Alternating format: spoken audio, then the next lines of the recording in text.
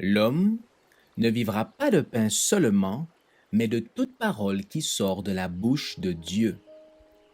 Voici votre moment de méditation quotidienne.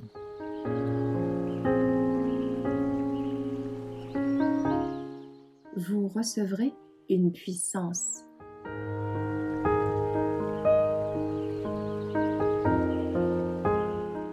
Salomon, le 11 septembre. Maintenant, Éternel mon Dieu, c'est toi qui as établi ton serviteur, roi, à la place de mon père David.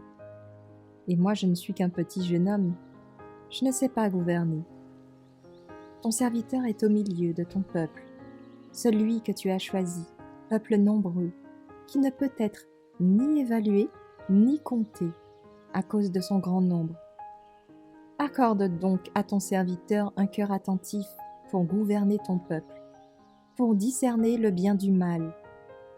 Car qui pourrait gouverner ton peuple, ce peuple si important? 1 Roi 3, versets 7 à 9.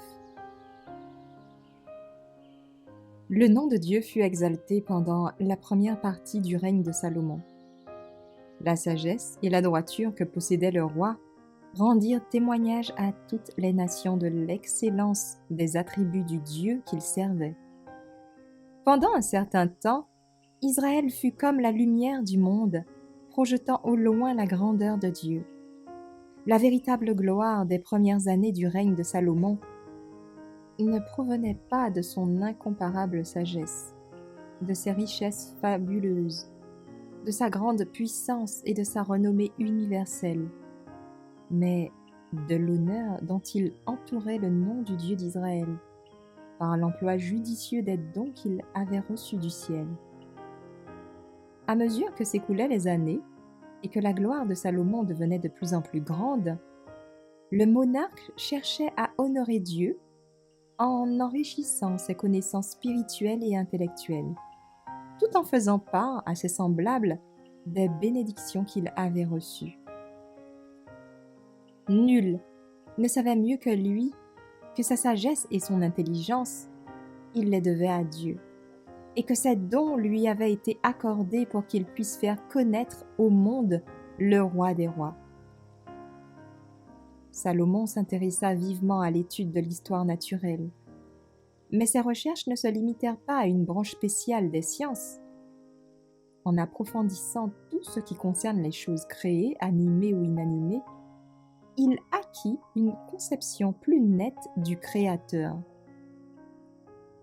Dans les forces de la nature, dans le règne animal et minéral, dans chaque arbre ou chaque arbuste, dans chaque fleur, il discernait la sagesse d'en haut.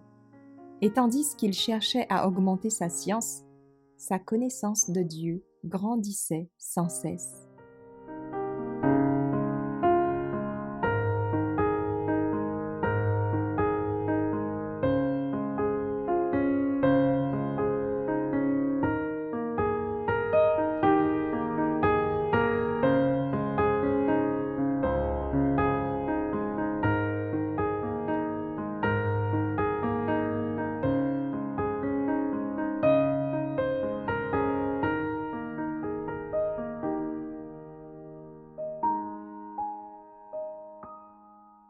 Merci d'avoir écouté cette présentation. Assurez-vous de nous rejoindre demain pour votre moment de méditation quotidienne avec lereste.org.